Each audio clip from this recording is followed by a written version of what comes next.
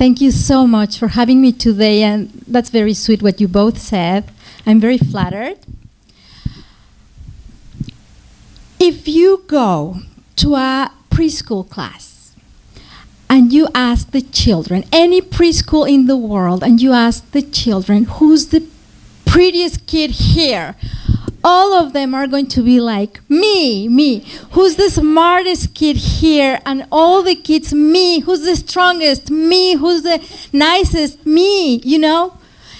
You go to any class in the adult world. It can be a community service, or it can be community, what was it? College. Community college or Harvard, and you ask the adults there, who's the smartest kid or adult here? And we're going to be looking around saying, I don't know, but I'm sure it's not me.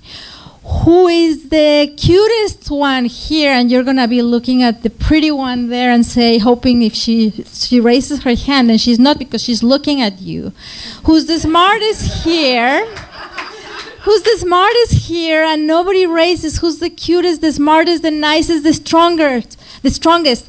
Nobody. But when you were kids, when I was a child, I felt wonderful. I felt beautiful. I felt the way I was. Yes. But then we forgot what happened from the time that you are a child to the time that you are an adult. What happened? I would say life happened, because I won't say the other word that a lot of bumper stickers say. So that's what happens. I'm going to tell you now the story of your life and my life, whether you are aware of it or not. When you were little, your mom was giving you a shower when you were as a toddler, and then you run around naked, and your mom was chasing you with a towel, and you were getting wet all over, and you look at yourself in the mirror, and you danced, and your mom said to you, come, I need to get you dry. So you know toddlers who are like that, and you were like that, and now you don't do it anymore. Unless you're a guy. Guys tend to do it more often than women. Anyway, you used to sing your greatness to the world.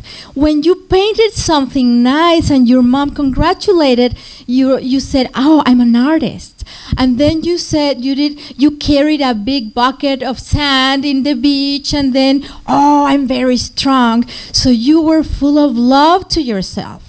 But then, one loving adult said to you, hey, it's kind of rude to be that way. You know, you have to be humble. One of the virtues in this world is to be humble.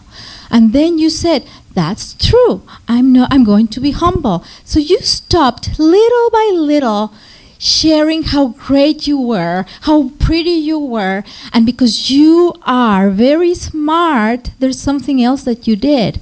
You started observing the adults around you.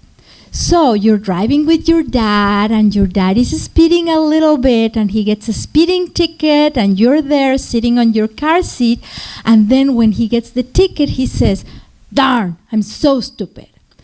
Then you go to school, and the teacher is drinking her coffee, and then she spills the coffee all over all the exams, and the teacher says, darn, I'm so clumsy. So then you start tying the knots and saying, it's not okay for me to say that I'm beautiful, that I'm smart, that I'm caring, that I'm loving, that I'm strong. It's not okay. But I guess it's okay to say that I'm stupid and that I'm clumsy and I'm ugly and all those things, because that's if you live in the perfect world. The teaching that you get is you have to be humble.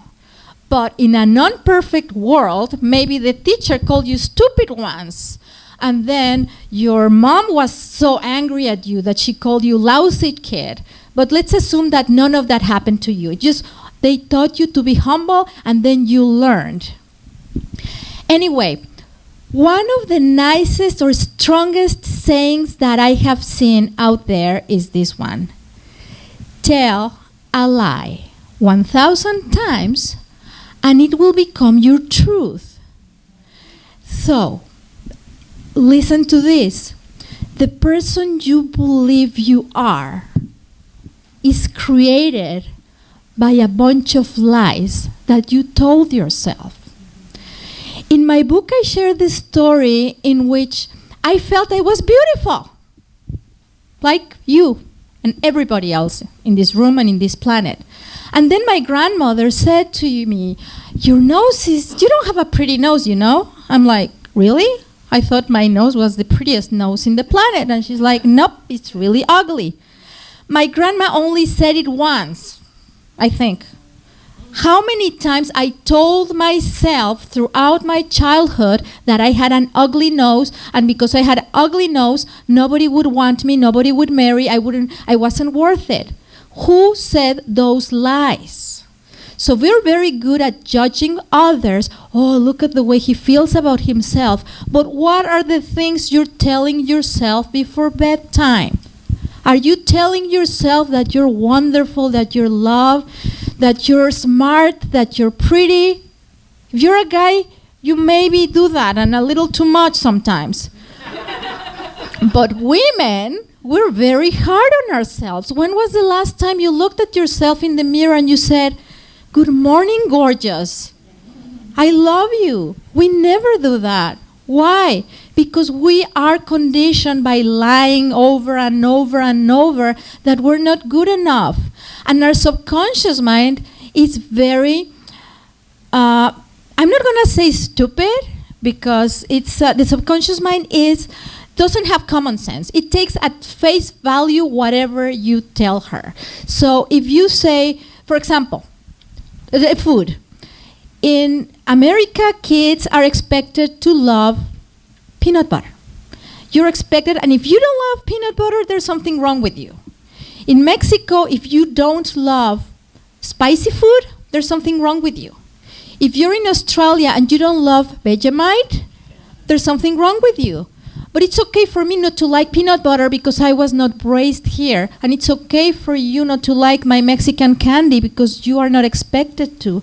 But the truth is that those lies even go beyond who you are and in what foods you like. You think you like cookies because you were told and trained to love cookies. Because in Cambodia, a lot of kids are trained to love fried tarantulas.